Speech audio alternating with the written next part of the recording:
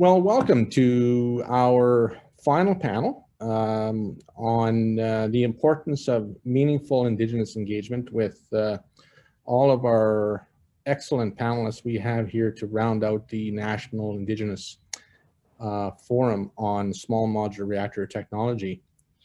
I want to introduce our panelists for this afternoon, Ms. Dianne Cameron from Natural Resources Canada, Mr. Ed Genova from New Brunswick Power, Mr. David Abbott from Bruce Power, and Mr. John Bonin from ACON.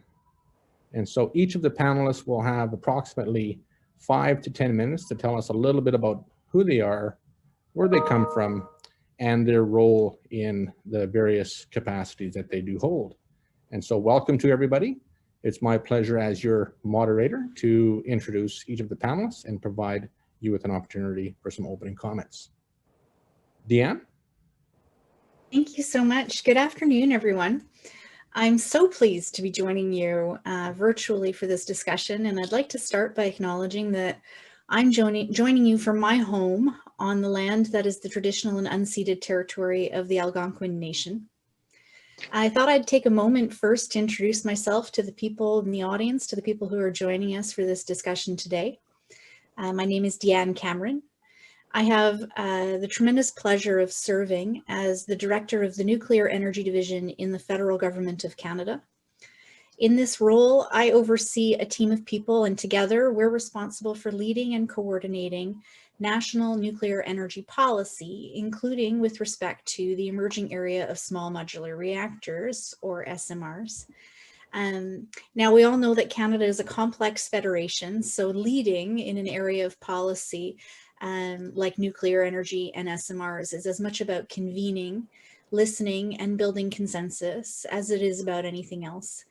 For me and my team, this means that we work very closely with the provinces and territories and the power utilities with whom the federal government shares jurisdiction in areas of nuclear and SMRs, and working with industry because they have an important role to play in what is largely a privatized sector.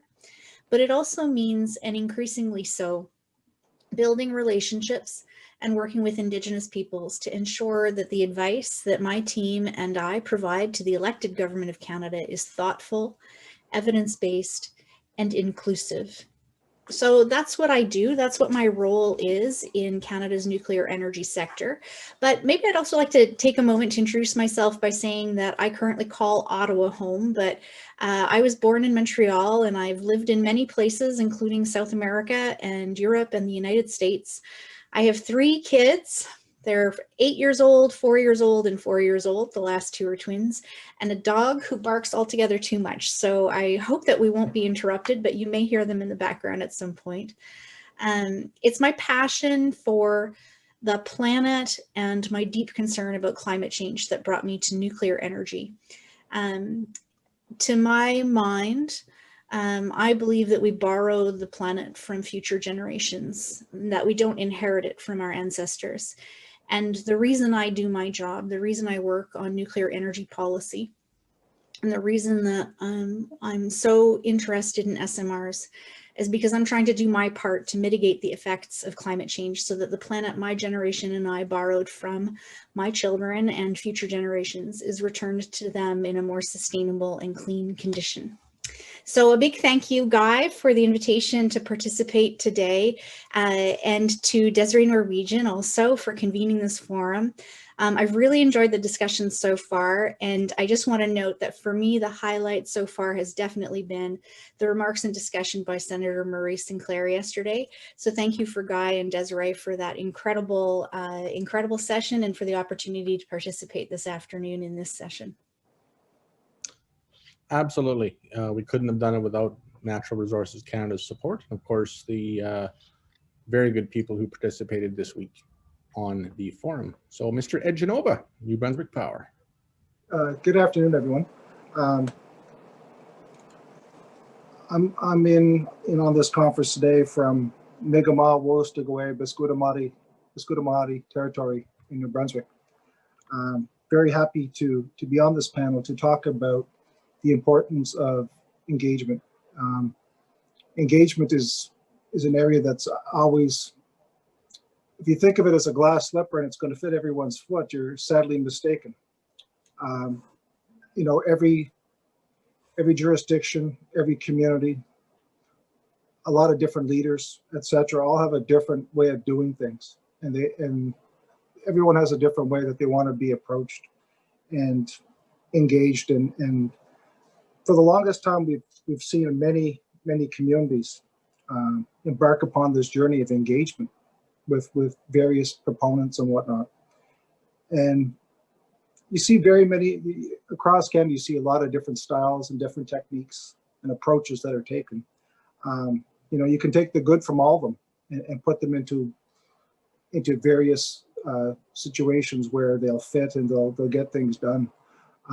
But, you know, in the word itself, engagement, when you start to think about it, it's bringing together, it's the coming together in a way where the communication is reciprocal, and you're learning, you're sharing on both sides, and trying to work from that space at times can be very challenging. So you do need to look at a lot of different techniques and styles. And over the course of my time with MB Power for the past 13 years, I've worked in a strategic advisory role.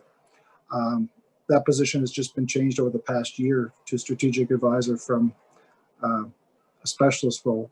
But in going through this journey that I've been on for 13 years with MB Power, I had the opportunity to work with 16 different nations in my own province, and got to know them quite intricately, and understand the differences and the similarities and the values that we share. And I think at the end of the day, a very good important starting point is to determine what your values are. What are those things that you can hang your hat on that the communities are going to respect you, and why, right? So, you know, looking at, you know, trust, respect, those things are very, very important to have. You have to have those with communities in order to even begin to engage, and trying to do it in a way that is so respectful of the position that our communities are in right now, and how some, especially in New Brunswick, where we do have a legal challenge within our province for Aboriginal title, and trying to still continue to work with nations that are taking these positions because of history and history being addressed, and being able to, you know, to be able to still work with communities even though these challenges are in our space right now. So it brings together a lot of different challenges that you don't often see on an everyday basis. I think I'll stop there, and I'll pass things on to David to do his introductions for there. But glad to be here today. Thank you. That's excellent, Ed, and certainly we've been made aware of the challenges that the province of New Brunswick and its First Nations face, and so many of these challenges are very complicated, and so yes, very important to ensure that First Nations in that province are engaged in the conversation. Before we go to David, I want to just recognize NewScale is the sponsor for this panel, so thank you to NewScale for the sponsor of the final panel for the conference. Mr. David Abbott from Bruce Power. Chimagwechke. Ani Boju, Majaki Anquat Nishnakaz, Washashi and Dodum, and Dunjaba Toronto, Mimamaung, Jaba Pagwashim. My name is David Abbott. I hold the role of Director of Indigenous Relations and Business Partnerships at Bruce Power. I really do want to say Chimagwich to Guy and your organization, the First Nation Power Authority, for hosting this event and bringing the collection of people that we have heard from over the last 2 days. Our president and CEO, Mike Renchek, always makes reference to when good people come together, great things happen. And so I want to do say Chimagwich for you and your team for hosting this event.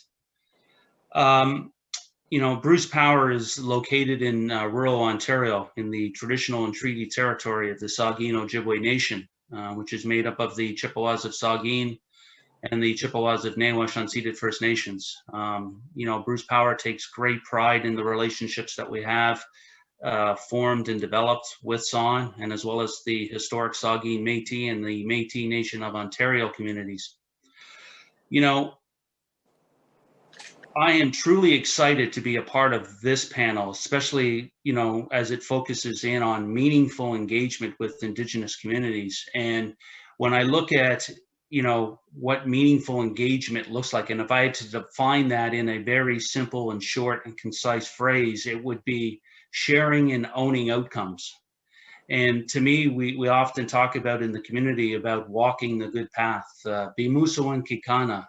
To me, you know, meaningful engagement is the forging and the co-development of those paths together with community. And to me, it really drives everything that we do in terms of our engagement with communities.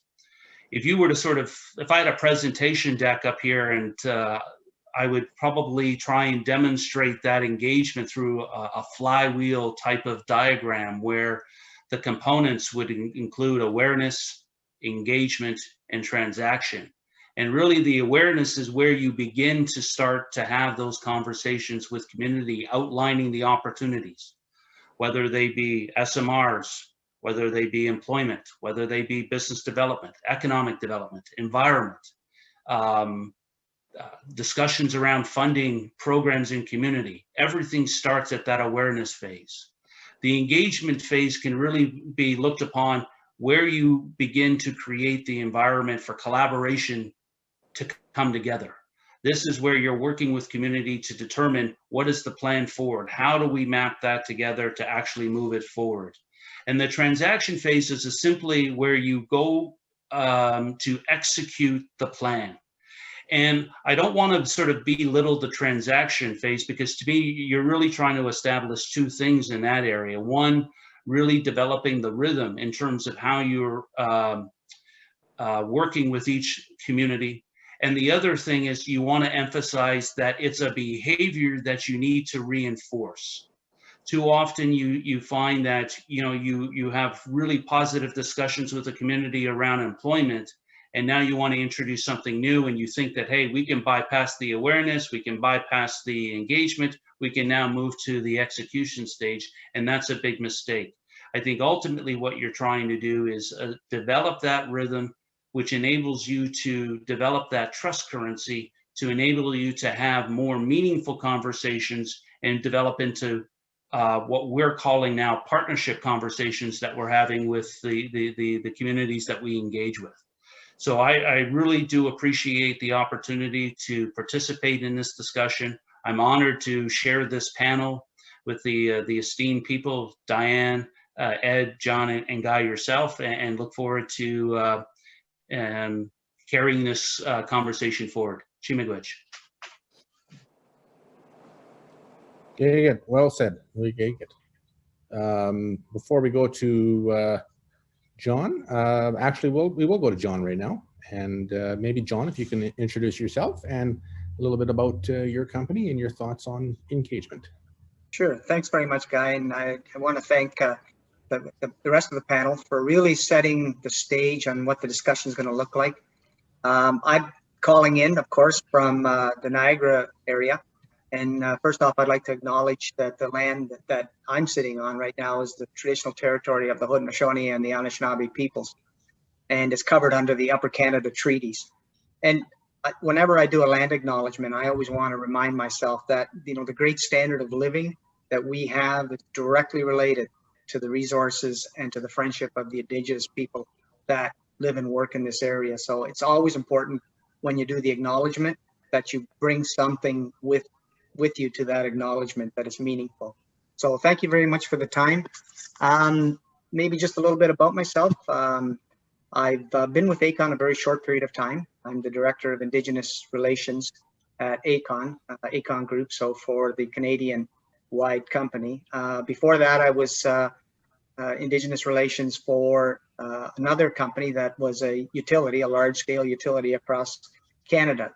So I've been involved with Indigenous relations for probably 20 years.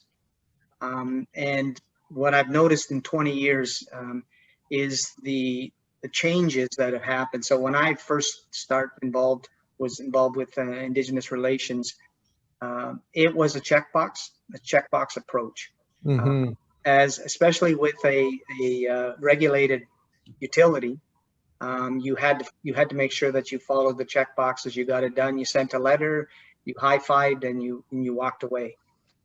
That's how the company started. But the evolution of time, and with some real commitment by the leadership, it changed to where it wasn't a total engagement and partnership approach.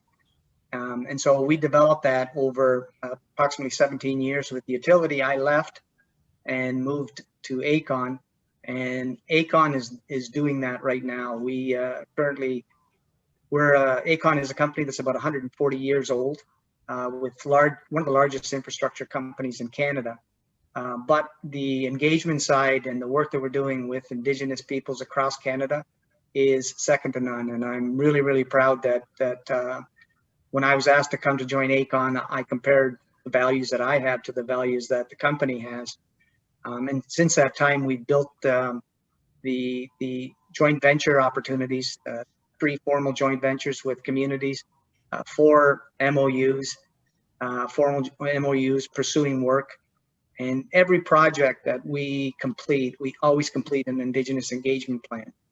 And it's not a checkbox event. It is an actual discussion with the communities that are impacted. So the communities of interest, what do they see as their needs, and how can we through this project meet those needs? And so whether it's a hiring opportunities, whether it's a skills training opportunity, whether it's the establishment of small businesses to support the project, or procurement from existing projects. And I think that's what true engagement really is. If you want to talk about meaningful engagement, you have to be very transparent with the communities. And then you have to be able to take that and transfer that into your project so that there is meaningful and long lasting. One and done doesn't work, and I don't believe in it. I believe in something that has a long shelf life, that provides benefits back to the community over a significant period of time. So when you're done and your project is over, you want to leave a skilled workforce behind. You want to have businesses that are able to pursue other projects and other work. And that's the approach that we're taking at AECON with any of our projects. So as far as SMRs, I mean, we are working with a company on the construction side of it. So we're going to be considered the constructors, hopefully, of the SMR process. But if the client is asking for our support or our engagement, then that's something that we would apply the same logic and the same approach to the communities that we do in the past. So it's not a one approach. It is very designed to make sure that we engage the communities at what the community wants, not what we think is the right approach. So with that, I'll leave that. My panel has really done a super job of kind of laying the groundwork of where we're going to go. So as I fall back down, I'll look to them, to the rest of the panel, to help me out with a nod. So thank you very much, Miigwech. Excellent. And I hope the everyone in the panelists included, and of course the viewers online, don't mind if I float the odd hand signal, because I think that's one form of communication that many of our people used in the past, was just ensuring that we're on the right page without being vocal, but certainly being receptive to what is being said. So thank you very much for all of that. And I think what I'll do then is go to one of the slides that we had on the last panel, or the panel at, I think it was at 2 o'clock. But essentially, FNPA has given it a lot of thought. We've worked very closely with SaskPower, our strategic partner, and the utility that's really helped to provide that boost for FNPA's existence through the power sector. And we give a big thanks to Mike Marsh and the entire team at SaskPower, Leanne Jaraki, Wayne Rood, Ian Harry, Courtney Balkwill, Tyler Weber, Mark Peters. I mean, the list goes on and on of very committed people to ensuring that FNPA has not only a stake in this engagement role, but certainly playing a leadership role for First Nations in the province. Why is it important for FNPA to be involved? And we talked a little bit about creating a safe, ethical space for First Nations to be engaged. And sometimes, and often, too often, when we have proponent-led engagement activities and consultation happens, it sometimes isn't received in the same level as what you might recognize if an Indigenous organization becomes involved. And so we really see ourselves as creating that safe space and that intermediary between the conversation that needs to happen regarding a clean energy future. And so we're absolutely thrilled to be able to move forward in the early stages of early engagement. So what does meaningful engagement mean to Indigenous communities? And so we've heard a lot of discussion about having a good, honest discussion, ensuring that any questions that can be asked can be asked in the first place, and it isn't a dumb question. It is viewed as an important aspect of building trust and building that relationship. And so what we want to do when we walk into a room engaging with First Nations communities is we want to ensure that trust is built. We always want to leave the conversation with optimism and with hope, rather than not having optimism and not having hope. We always want to leave a place better than it was when we entered the room. So I think that's our commitment to ensuring that we are building that safe, ethical space for these conversations to happen. We also recognize there's an important aspect of regulators and regulating and ensuring that Indigenous communities' interests are looked after. And so we heard again from Ramina Velshi and Lori Swamy, both from the Nuclear Waste Management Organization and the Canadian Nuclear Safety Commission. And so what safeguards are in place to ensure that what is the worst thing that ever could happen with nuclear technology, and how do we mitigate those risks? How do we ensure that Indigenous rights are protected? How do we ensure that the lands and the water and the air quality and all those things that matter and are integral to our very survival as human beings is looked after? That's essentially a very holistic view that far too often isn't given due consideration. Isn't enough of the conversation around the long-term effects of nuclear technology and of course the long-term opportunities that may exist with it as well. We also recognize that through partnership with Natural Resources Canada that we also need to walk down this road with our federal partners, and the federal government has been outstanding in moving this conversation forward in a very open and transparent way. In talking with Diane on the weekend, it's important for us to walk down this journey together and making sure that we're building trust along the way. And so we've created a very robust, I think, approach to making recommendations, providing a pretty comprehensive report and action items that we would see considered throughout the process of early and ongoing engagement. And so we need to ensure that, again, this Team Canada approach recognizes the traditional knowledge and the territories of the various First Nations communities from across the country. And so we feel very strongly that Natural Resources Canada is the fit. It is that organization, or it is that department that should have been enduring and building those bridges to the conversations around access to opportunities in the natural resource sector, whether that be forestry, oil and gas, mining, the power sector, or others. And so it's an important time in history, I think, for all of us to see where this opportunity takes us in this conversation. And of course, we wouldn't be doing this without the future generation. Our young people are who is going to carry the torch for us.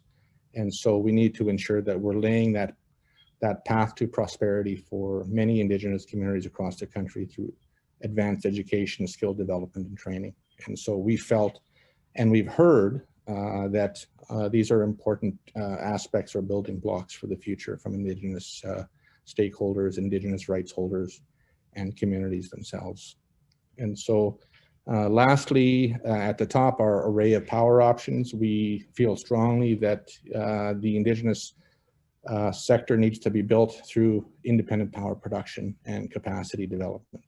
And so we have a number of development corporations who are online that are Indigenous owned, that are very successful, very sophisticated in their own right, and need to be included as part of the solution to building wealth and building opportunity for their communities. So where do we take this from here? I guess the first question is back to Dianne. Where do you see the next steps for this conference going from here? What are the next steps for Indigenous engagement in Canada between NRCan and Indigenous communities? Thanks, Guy, and thanks so much for sharing that slide. It's a really great graphical representation of a lot of the different puzzle pieces that we need to bring together over multiple phases of engagement. Starting with, and then I really like the model from Bruce Power, starting with awareness, moving to engagement, then moving to the transactional phase. So maybe I'll just take a moment to situate this conference in a trajectory of awareness and engagement activities that Natural Resources has been supporting and championing and trying to move forward. For us, it started in 2018 with the SMR roadmap, when we convened that pan-Canadian project to develop a roadmap for Canada on SMRs. We wanted to ensure that in addition to the policy analysis that we were doing, where we were engaging with the scientists and the physicists and engineers to understand the technology, and the economists to understand the costing, and the regulator to understand the enabling frameworks, and the waste organization to understand what kind of waste these things were going to produce and what we were going to do with it, that we also took the time in 2018 to begin a conversation. And I want to emphasize it was the beginning of a conversation with Indigenous people in Canada on SMRs.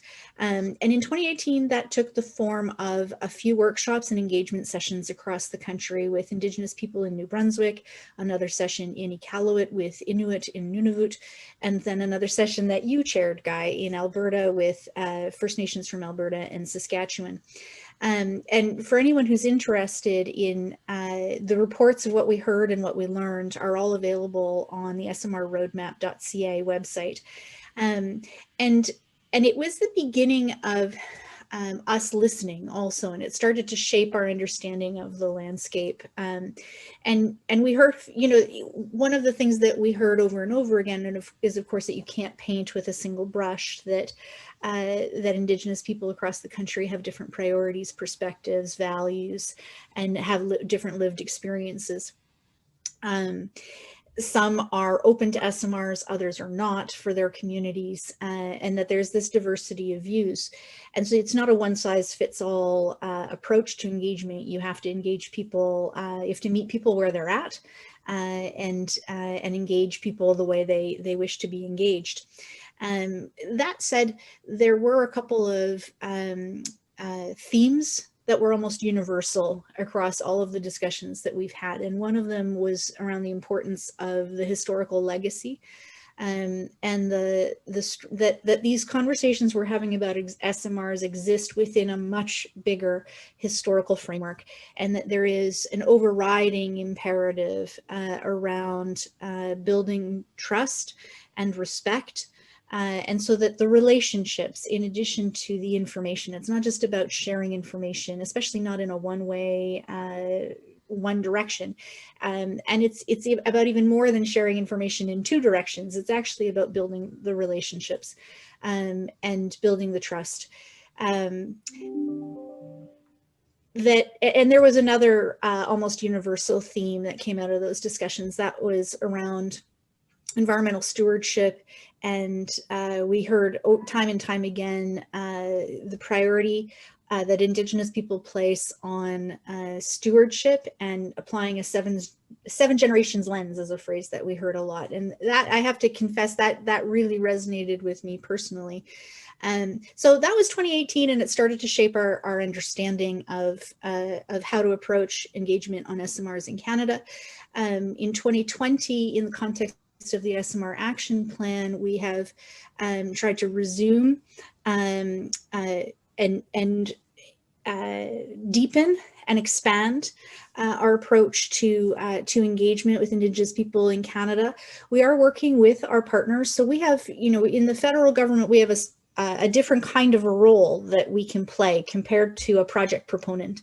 The federal government doesn't have an SMR to sell. We're not going to build one, but we have a role in the fabric of Canadian society, and we can play a role as a convening force, bringing different groups together to have a conversation that cuts across stakeholder and right holders and government boundaries. We can be an information broker and hopefully a trusted source of information. We certainly have a role to play, especially through the CNSC, in setting regulations and legislation to ensure the highest standards of protection for Canadians and the environment, for people in the environment. We have a role to play in international relations, and in nuclear, what that amounts to is that we are a part of the international United Nations body that does peer reviews and audits and inspections to maintain the highest standards of safety and security in all matters that have to do with nuclear, and that will apply in SMRs as well. So we'll be opening ourselves up in a transparent way to the scrutiny of international peer reviewers. And we have a role to play in capacity building, and so we have these different hats that we can play as the federal government. And on the action plan right now, my sense is that we're very much still in some of the early phases of engagement, the awareness and relationship building part of engagement. So we're working with our partners, the provincial governments and the power utilities, to develop engagement plans, 10 engagement plans across the country, one in New Brunswick, one in Saskatchewan, in Ontario around Chalk River, in Ontario around Darlington, in Alberta, in Nunavut, Northwest Territories, in Manitoba around Whiteshell. We're also reaching out and having conversations with the national Indigenous organizations. Though they don't speak for rights holders, they do help us to understand some of the important perspectives that are out there. And we're also trying to develop a bit of a plan for how to engage Indigenous people on the topic of off-grid SMRs for mining. And so it's a lot of plans. And our first step was to identify who we would reach out to, which Indigenous representatives should we contact, because we do have, and this sort of points to one of the first challenges for us in engagement, and I think sometimes for others as well, because engagement, maybe I'll take a step back and differentiate between engagement and duty to consult. Sure. Engagement really is about that relationship building, the awareness raising, the knowledge, the transfer of knowledge in both directions. And it in no way, let me be crystal clear, it does not discharge anyone's duty to consult that will be triggered when a project proposal is advanced by a project proponent. Right. But the conversation can't start when the duty to consult is triggered. That's very late in the process. And what we need to do is we need to be having conversations much sooner. But there are certain challenges in having conversations earlier, because the nice thing about a project proposal is it gives you the scope. It tells you, it's defined by a location, and it's, it gives you, exactly what the technology is you're talking about, the location, who you should be speaking with. Engagement is this bigger process. And so the first challenge for us is identifying who to speak with. We want to speak with rights holders. We want to speak with representatives of rights holders, but we don't have the ability to have one-on-one conversations. We don't have the capacity to have one-on-one conversations with everyone across the country. So, so what we did is, in some cases, we identified tribal councils, in some cases, ECDEV organizations, and to the maximum extent possible, communities to speak with directly.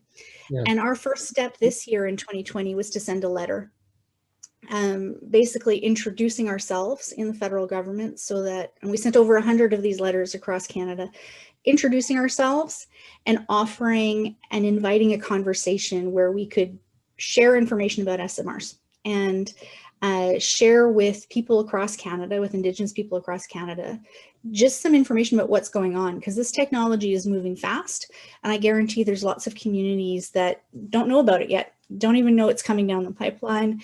And so we want to give people the opportunity to ask their questions, to share with us their initial perspectives, and to know that we're here if people want to have a conversation with us, and that we can serve as a bit of a almost a concierge. We can serve as a bit of a matchmaker.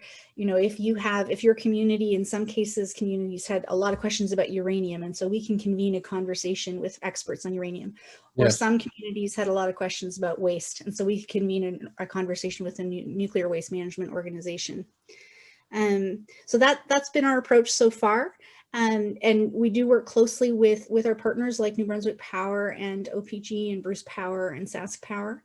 Right. And because that's going to be an important relationship for Indigenous communities also. The power utilities are really kind of at the middle of the whole thing. But maybe I'll stop talking there and let you pose your next question to the next panelist. No, that's very good. That's a very good segue. I'd like to throw a bit of a fastball down the plate. First question. Second question would be a bit of a curveball to any of the panelists who are willing to take this this question on.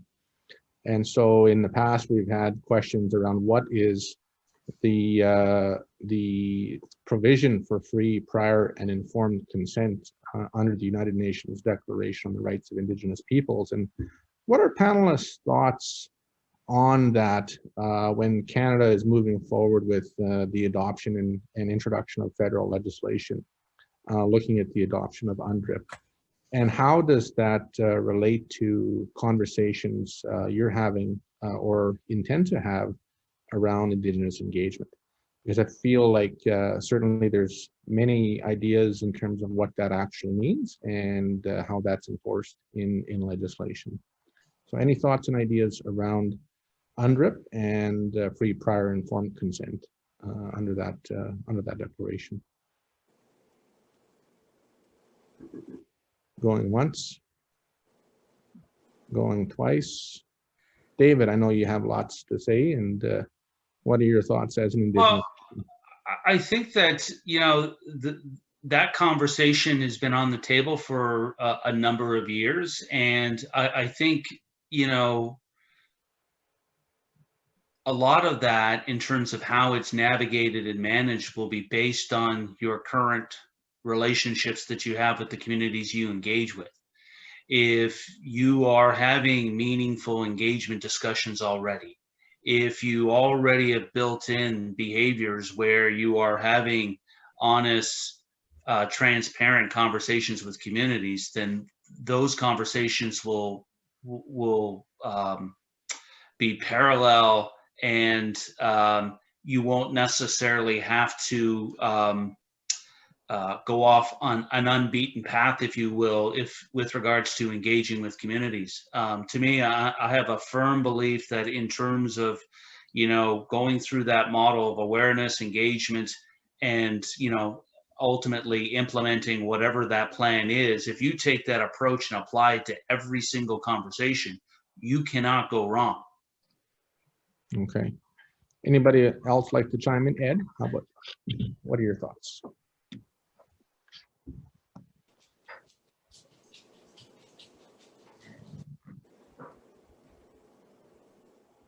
Let's go to John. Okay, sure. Yeah, thanks for the question, and I think David kind of laid the groundwork for a response that makes a lot of sense. I mean, to a company like ours, we tend to do projects on behalf of the client. And a lot of our projects are by regulated utilities or consortiums that work under the direct auspices of a province. So some of the bridge construction is directly under the province, or the Gordie Howe Bridge that we're building is under the federal government. And so a lot of that discussion under the free, prior, and informed consent has taken place. But what David said, the things that we provide as a company, we like to call ourselves a solutions company.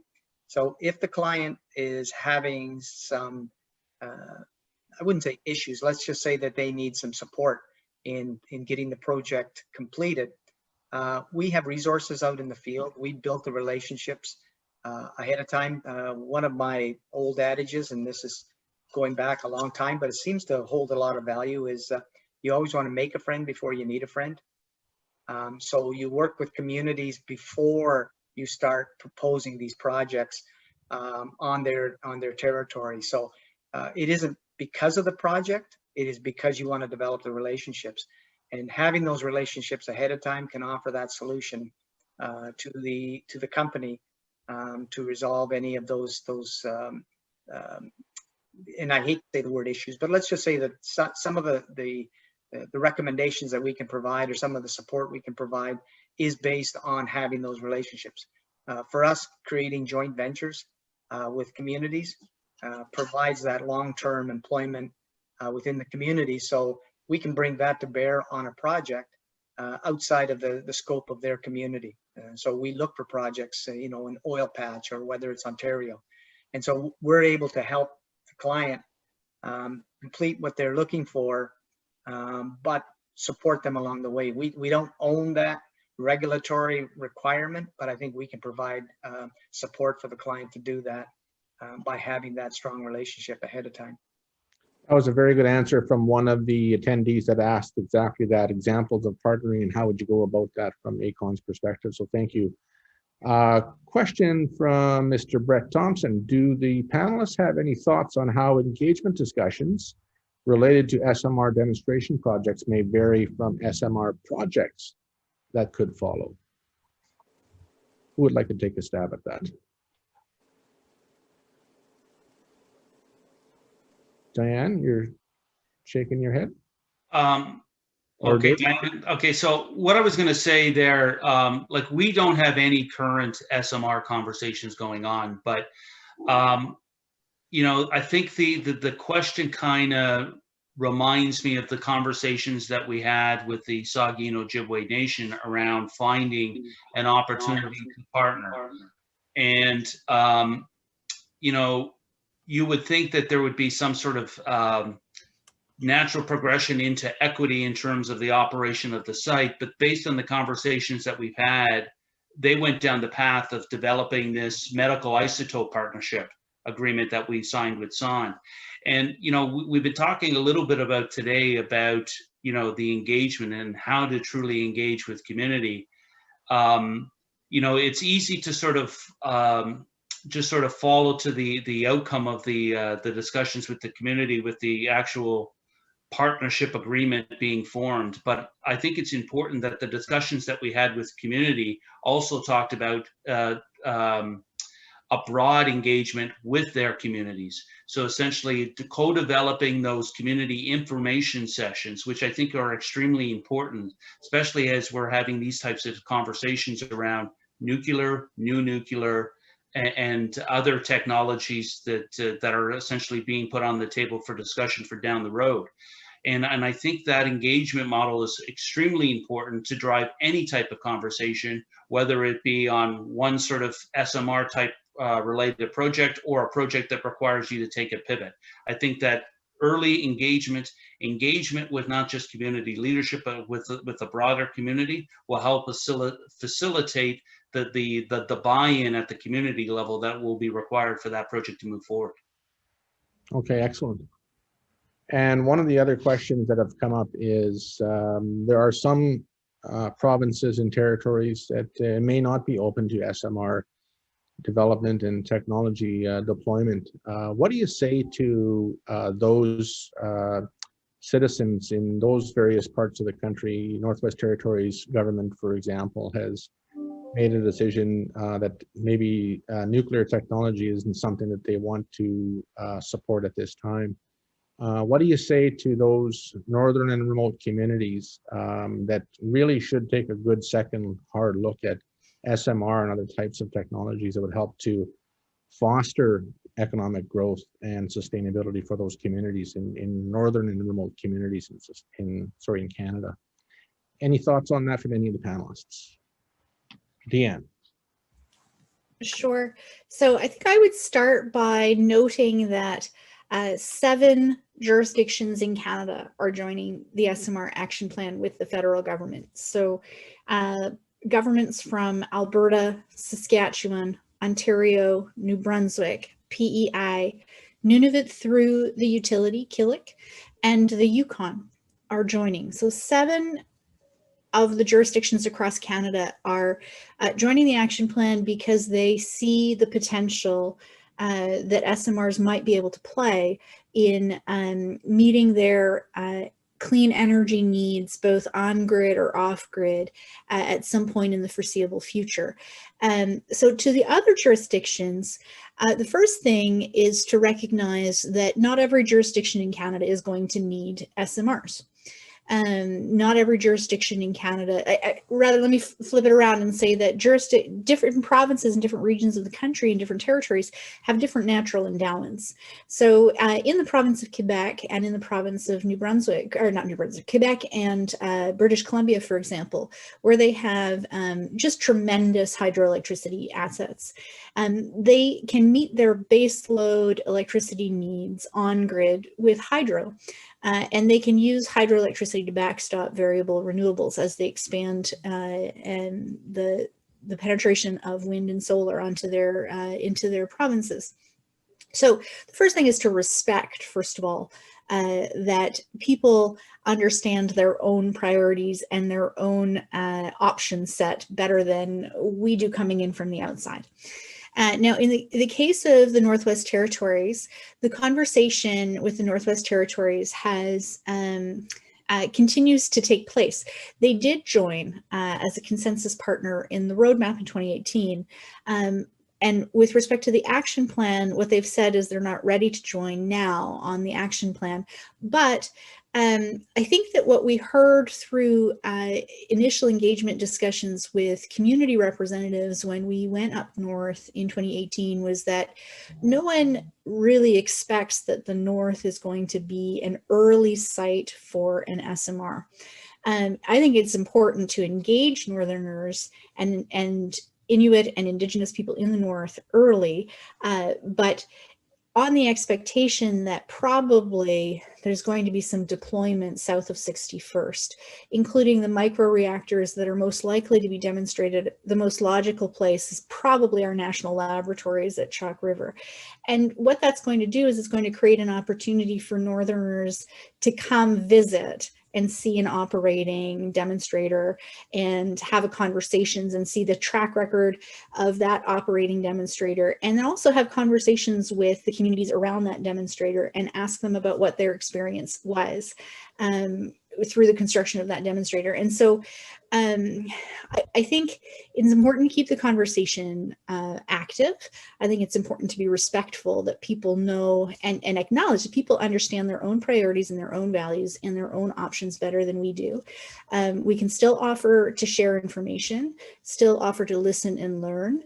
And then I think as you see the deployment and demonstration of reactors in Canada, you might see more uptake from other jurisdictions that right now are maybe keeping a watching brief as opposed to wanting to be the first movers. Guy, You're on mute. Sorry about that.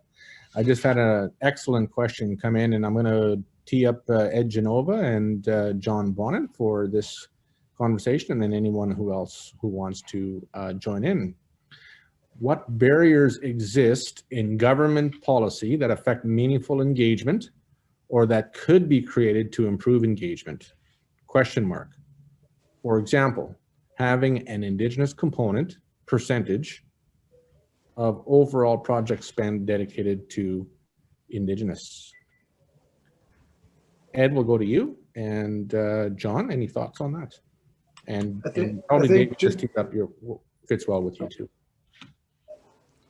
Yeah, I think when you start to put numbers to quantify action, I think you start to get into policy. And, you know, policy has to be developed in order to start to, I guess, push that envelope to equate to numbers and percentages and all that. And it's, to me, it is something that I think is needed at some point. It's about readiness for that as well first, right? I think first and foremost, the most important element of information that needs to be shared about SMRs is about the proper information and to dispel all the negativity that's around the nuclear file, and making sure that people have the right information to understand the technology. Then from there, we've got to look at having the technology to showcase. We have to be able to, First Nations people want to see this technology. We don't have it here in New Brunswick, and I'm not sure where else in Canada it is there and it's available so that people can go and see it at work. We do have a nuclear facility, but this is a different technology, and people want to see it. And it's just one of those things that they're going to want to have in place. You look at the table when it comes to negotiating. First Nations need to be at these tables, and they need to be resourced to be at these tables. They need to make sure that they can have unbiased representation, and that they can put the minds of their leadership at ease when it comes to knowing that, you know, we're resourced, we have the right expertise at this table, we're well represented. It puts the leadership's minds at ease, which enables them to be able to be more confident in addressing community and sharing with community. So these are things that we need to put in place way before we get to policy on this. I think so there's a lot of groundwork that has to take place to get there. And at the end of the day, a lot of our Indigenous communities are very adamant about renewable energy projects. We're still trying to, try to say that SMR fits into that, but there is some opposition to that. I think we need to take a stronger look at how do we integrate renewables alongside the SMRs as we're going forward and we're creating this new path. And I think First Nations want to see what that is, and to have some idea of, we may not be all for SMRs, but we do like the fact that this is going to stabilize a grid system so that my little solar project in my backyard is going to finally fly now, or I'll have that extra support in place so that I have peace of mind that making some investments in the renewable sector is going to be backstopped by a solid energy source in my area, right? So just some of those preliminary things I think need to be targeted a little bit more clear for our communities to start to jump into the bigger areas of SMRs. That's excellent. Very good answer. For every $10 billion that's spent on energy infrastructure in Canada, it's extrapolated that approximately 9,500 to more than 10,000 jobs could be created. This could greatly affect the Indigenous community in many positive ways. So what would you say, leading off to the last question, about having an Indigenous component percentage of overall project spend dedicated to Indigenous communities or people? John, do you want to tackle that one? Sure. Yeah, absolutely. As I said earlier, all of our projects that we do in Indigenous Engagement Plan always has a component in there. Actually, there's several components that we include in all of them. Is how much skills development is going to happen. So do we have enough people that are qualified and skilled to be able to provide the employment? What are the numbers based on what the community looks like? So we go through labor market reviews to ensure that the communities have the available resources. But the third component is always about procurement. We always look at that saying, how much of our project can we procure from Indigenous businesses surrounding the project? And I mean, realistically, you look at it and say, there's you know, 48-inch pipeline. Well, there's not an Indigenous company that can supply that. But what about all the rest of the support mechanisms that you need for the project? So we always look at that at a project level to ensure that the project can support those businesses, and also we dedicate a certain percentage to that. And we set that within our company based on what's available within the communities, the surrounding communities. But to go just, I guess, further back on the question you asked about the government side of the procurement and setting those hard targets. Yes. And recently, with the announcement of the federal government and the 5% Indigenous spend targets that they've set in place, we recently, I was interviewed as a representative of Corporate Canada with a couple of different organizations about how we can make that happen. And I think the common theme was that Corporate Canada needs to be engaged. You have to have Corporate Canada as a partner in there, but you need to also identify what I call tier 2 or suppliers to the supplier as Indigenous spend. And we need to be able to not only identify those, but also recognize that there is a whole hidden component of businesses that could support Corporate Canada to help the government achieve those targets meaningfully, not just, you know, the tokenism. I'm talking about actually helping to create and establish businesses that could support those targets, support Corporate Canada, allow them to grow, and then to become, you know, as mainstream as any other business. And so, you know, we have, as part of, you know, the representation to both of the organizations, was there needs to be a way to identify and encourage the tier 2 spends for Indigenous businesses to support Canada's growth and spend in that area. You've all been very splendid additions to this panel presentation and commentary. Any closing words from each one of you before we go to the closing session, due in 4 minutes? So whomever wants to go first, please do. I'm happy to very briefly say a big thank you to yourself, Guy, to the fellow panelists, to FNPA, to Desiree from Atunde Incorporated, for convening this this 2-day workshop. And I see this as one step along engagement road. So I very much look forward to taking the next steps and to discussing what our next steps are going to be. I welcome any of the Indigenous people who are in the audience watching this this discussion to give some thought, and don't hesitate to get in touch with either Guy or myself to propose what some engagement activities that might be helpful to you as you think about SMRs and as you want to become involved. What are some things that we can do to move that engagement forward in 2021? So I look forward to taking those next steps together, and I look forward to hearing proposals about what those next steps should be in a way that that best meets the needs of the people we're trying to reach. Thank you very much. David or Ed?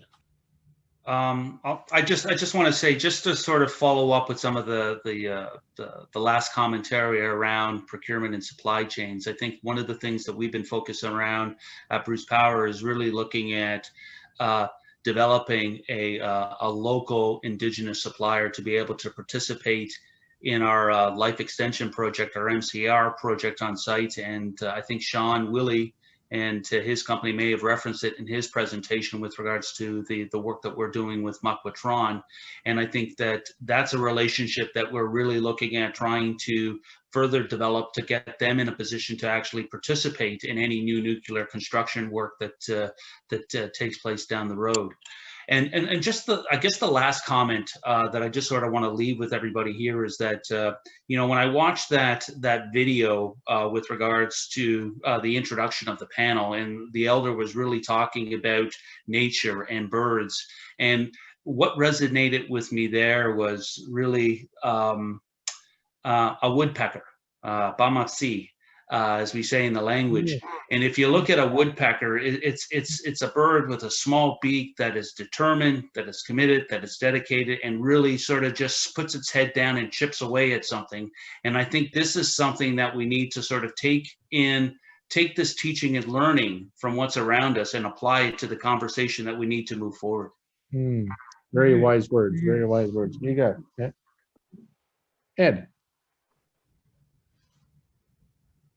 I just want to thank you, Guy, for putting together an awesome panel here and to have the opportunity for us to share and deliberate on some very sensitive subject matter. And you know, it never leaves a person, and I'm speaking from a First Nations perspective on this, is that you never leave a person in a good space knowing that there could be impending change coming to your territory that you've grew up in your homeland, that you've hunted, fished, and gathered for many, many years in, and feeling like that your land and your area is going to be infringed upon by a project.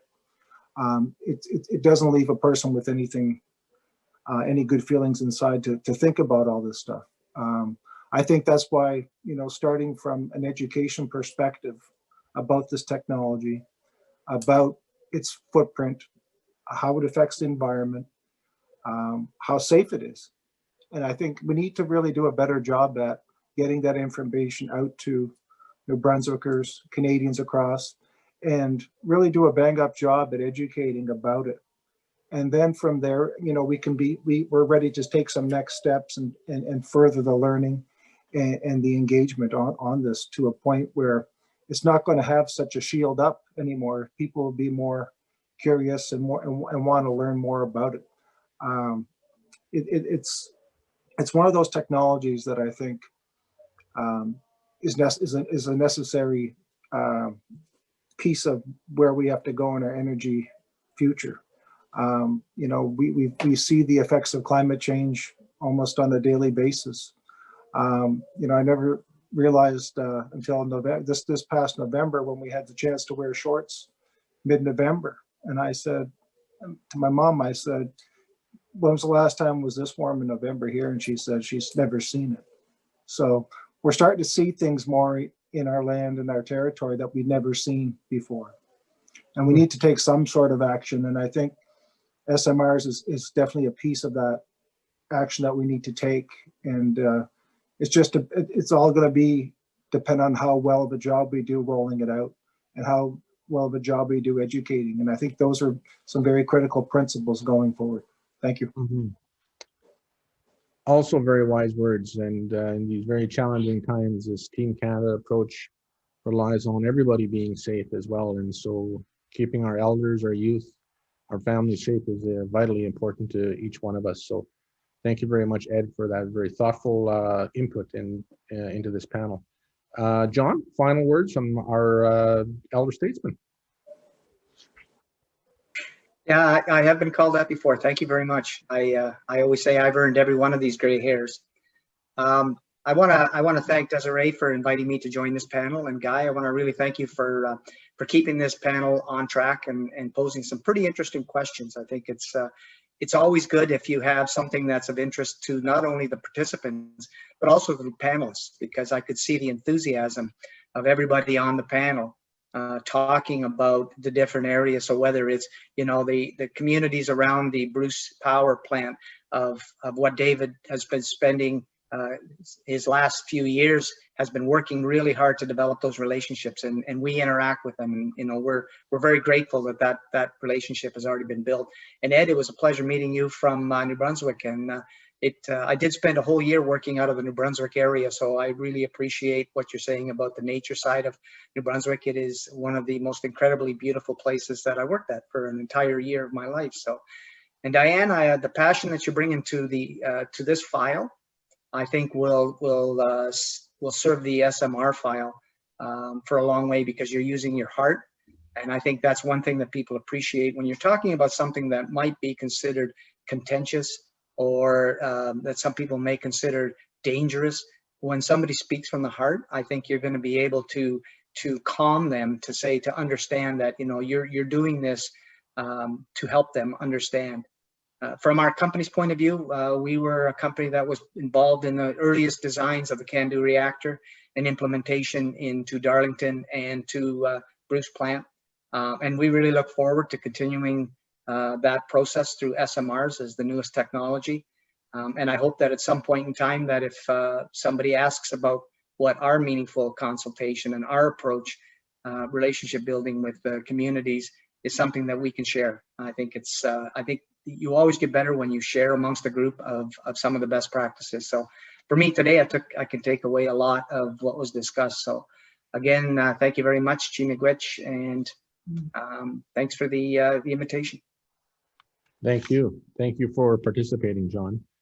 And from Angelo Tremonti, in terms of the operational perspectives between SMR technology and SGU operation using fossil fuels, must be like night and day. So I'm not asking for any type of responses to that. I would ask the questions that are still coming into this panel to be asked and forwarded to us for response. Hillary Camille Thomas talks about if the land is being taken for this process happens to be traditional land where hunting, gathering, ceremonies, and etc. is placed. What are the future safeguards and precautions in order to for securement and restoration of the environment around the plant and its operations? And so very thoughtful questions posed, and we will be following up on all of those questions at this panel as well. So I want to thank each and every one of you. Please join us for some closing and wrap-up comments from our chair, Desiree Norwegian, and a closing prayer from former tribal chief of the Saskatoon Tribal Council and Yellow Quill First Nation, Elder Joe Cuazance. So thank you very much, and we'll join you in the main plenary. Miigwech.